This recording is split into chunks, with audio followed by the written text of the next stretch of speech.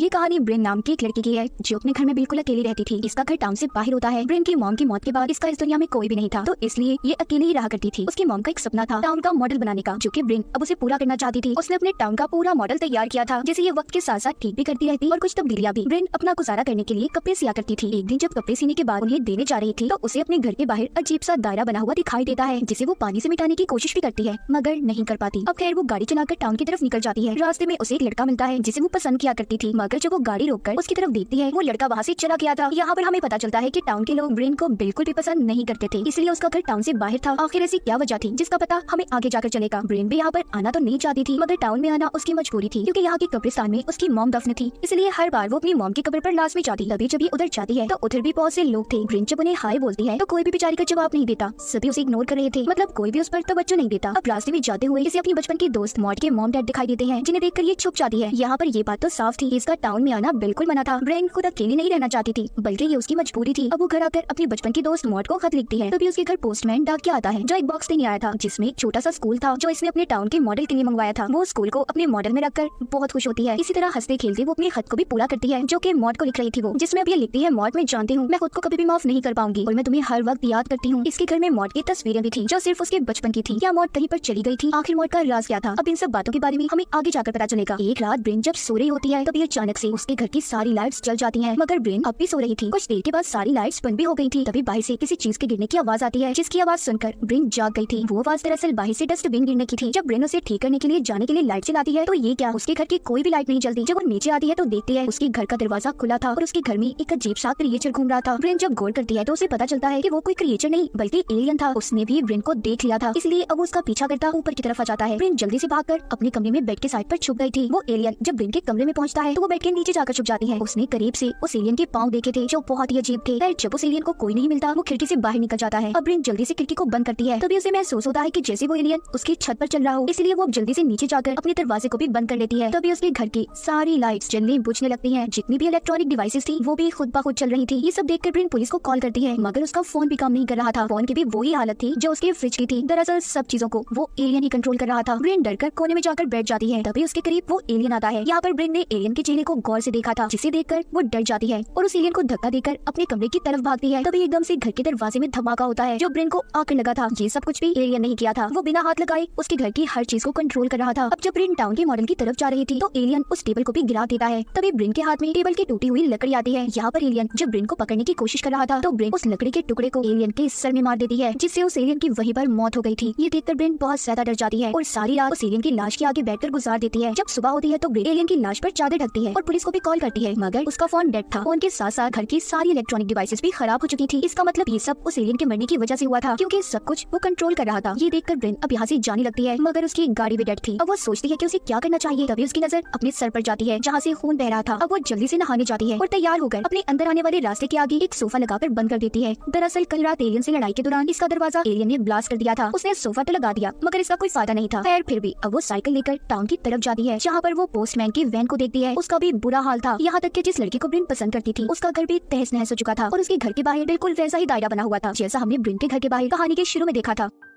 इसके बाद वो जल्दी से पुलिस स्टेशन जाती है, जहाँ पर मॉड के मॉम डैड थे। मॉड की मॉम उसके मुंह पर थूक देती है। इस बात को देखकर ये अंदाजा तो हो गया होगा कि मॉड के घर वाले उससे कितनी नफरत करते थे। ब्रेन इस बात को समझ चुकी थी कि उसे टाउन से कोई मदद नहीं मिलने वाली, इसलिए वो रोती हुई अपने घर वापस जाती है। मगर रास्ते में उसकी तबीयत खराब हो रही थी, उसे संभालने वाला भी कोई नहीं होता। ब्रेन को ये समझ आ गई थी कि उसका इस टाउन में कोई भी नहीं है और उसका घर तो एलियन के हमले से तबाह हो गया। इसलिए जब वो अपने सामने से गुजरती हुई बस को देखती है, उसने यहाँ से जाने का फैसला कर लिया था कि इस टाउन को छोड़कर वो हमेशा हमेशा के लिए चली जाएगी। तभी हम देख पाते हैं टाउन के सभी घरों के सामने वही एक गोल दायरा था जो हमने ब्रेन के घर के बाहर कहानी के शुरू में देखा। मतलब यहाँ पर भी एलियन का हमला होने वाला था। वो दायरा एलियंस ने ही बनाया था। तभी बस में बैठे ब्रेन पर पोस्टमैन हमला कर देता है। दरअसल वो एलियन के कंट्रोल में था। उसके गले में कोई ऐसी चीज थी जिससे एलियन का इंसानों पर कब्जा हो चुका था। एलियन नहीं चाहते थे कि कोई भी इंसान इस टाउन को छोड़कर चला जाए, इसलिए पोस्टमैन भी ब्रेन को रोक रहा था। उस बस में और भी बहुत से लोग थे जो एलियंस के कब्जे में थे। अब उनसे बचते हुए ब्रेन भागकर एक चर्च में आ जाती है, मगर वहाँ का दरवाजा बंद था। पास ही में वही कब्रिस्तान देखती है। अब वो उसके अंदर एक कब्र के पास जाती है जो कि मॉड की थी, यानी कि इसके बचपन की दोस्त मर चुकी थी, जो कि ब्रेन की गलती की वजह से मरी थी और इसीलिए टाउन के सभी लोग इससे नफरत करते थे, खास तौर पर मॉड के मॉम डैड। कहानी में एक पहलू तो क्लियर हो गया, मॉड मरी हुई थी जिसकी वजह ब्रिन खुद थी, इसीलिए वो अपने दोस्त को खत लिखती रहती कि वो उसे माफ कर दे, वो बहुत शर्मिंदा है। तभी ब्रिन की नजर जब आसमान पर जाती है तो देखती है हर तरफ काले बादल छाते हैं, आसमान पर बहुत सारी एलियन स्पेसशिप थे। वो डर कर जब वहाँ से भागती है तो आगे वो उसी लड़के के घर पहुँचती है जिसको वो पसंद करती थी। वहाँ पर और भी बहुत से लोग थे जो सभी आसमान की तरफ हाथ ऊपर करके खड़े हुए थे। उन सब के गले के अंदर भी वही चीज थी जो हमने पोस्टमैन के गले के अंदर देखी। इसका मतलब इन पर भी एलियंस का कब्जा था। आगे जब ब्रिन अपने घर पहुँचती है तो देखती है उस एलियन की लाश अब भी वहीं पर पड़ी थी जिसको इसने मारा था। उसके मुंह से अजीब सा लिक्विड निकल रहा था। जब वो आसमान पर दोबारा देखती है काले बादल चारों तरफ थे। ब्रिन समझ चुकी थी कि एलियंस का हमला दोबारा होने वाला है, इसलिए वो डरने के बजाय एलियंस का मुकाबला करने की तैयारी में लग जाती है। घर के अंदर जाकर वो एक लाइटर उठाती है और साथ ही एक कटर पानी को उबलने उसने चूल्हे पर रख दिया था। फिर खिड़कियां दरवाजे सभी बंद कर देती है। उसके घर के बाहर वाला दरवाजा जो टूटा हुआ था वहाँ पर वो एक चादर कीलों से लगा देती है। थोड़ी देर बाद कीलें जो इसने ठोकी थी खुद ही बाहर निकलकर गिर जाती हैं क्योंकि यहाँ पर अब एलियंस आ चुके थे। सबसे पहले वो अपने साथी एलियन की लाश को खींचते हैं जिसे ब्रिन ने मार दिया था। ये देखकर ब्रिन घर के बेसमेंट में जाकर छुप जाती है। तभी एक दूसरा एलियन इसके घर में दाखिल होकर इसके पास बेसमेंट में आ गया था। वो उस एलियन को कैंची उठाकर मारना चाहती थी, लेकिन उसके अंदर जो ताकत थी वो हर चीज को अपनी तरफ खींच सकता था, इसलिए वो कैंची को भी खींच लेता है। ब्रिन के हाथ में मॉड और उसकी जो तस्वीर थी उसे भी एलियन ने अपनी तरफ खींच लिया था और उसे बहुत ही गौर से देख रहा होता है। इसी बात का फायदा उठाकर ब्रिन वहाँ से भाग गई थी और वापस ऊपर आ जाती है। तभी ऊपर उसे एक छोटा एलियन दिखाई देता है। था तो वो छोटा मगर उसके हाथ बहुत लंबे थे। वो ब्रिन को अपने हाथों से पकड़ने की कोशिश कर रहा था। ब्रिन उससे अपने आप को छुड़वाती है और खोलता पानी जो इसने उबलने रखा था उस छोटे एलियन पर डाल देती है, मगर उस एलियन को इससे कुछ भी नहीं हुआ था। अब ब्रिन अपने बाथरूम में छुप गई थी, लेकिन वो एलियन इतना तेज था बाथरूम के दरवाजे को भी अपने हाथों से चीर फाड़ कर देता है। तभी ब्रिन अब खिड़की के रास्ते वहाँ से भागने की कोशिश करती है। जल्दी से एलियन ने उसकी टांगों को पकड़ लिया था। ब्रिन झाड़ू उठाकर उस एलियन को मारती है। लड़ाई के दौरान झाड़ू का डंडा भी टूट जाता है। अब उसी टूटे हुए डंडे को ब्रिन उस एलियन के कंधे में मारती है। उसे अलमारी से लटका दिया था, फिर उसके सर में अलमारी का दरवाजा देकर मारती है। इतनी कोशिश के बाद आखिरकार उसने उस एलियन को मार दिया था। ब्रिन जब बाहर आती है तो एक और एलियन उसका इंतजार कर रहा था जिसके अब हाथों के साथ साथ आगे भी बहुत लंबी थी। यहाँ पर ब्रिन कुछ समझ नहीं पाती। तभी पीछे से पोस्टमैन आकर उसे अपने साथ ले जाता है जो कि अब भी एलियंस के कंट्रोल में था। बाहर जो एलियन था वो इशारे से अपने साथियों को यहाँ पर बुलाता है। एलियंस का स्पेसशिप वहाँ पर आ चुका था जो कि अब ब्रिन को अपने साथ ले जाना चाहते थे क्योंकि वो उनके साथियों को मार रही थी। तभी जब स्पेसशिप से सफेद रोशनी नीचे की तरफ आती है तो उस रोशनी की तरफ ब्रिन पोस्टमैन को धक्का दे देती है, लेकिन कुछ देर के बाद वो वापस जमीन पर आकर गिर जाता है। यहाँ पर मतलब साफ था वो एलियन सिर्फ ब्रिन को यहाँ पर लेने आए थे। लंबी टांगों वाला एलियन भी ब्रिन के पीछे था, वो उसके घर के ऊपर चढ़ जाता है।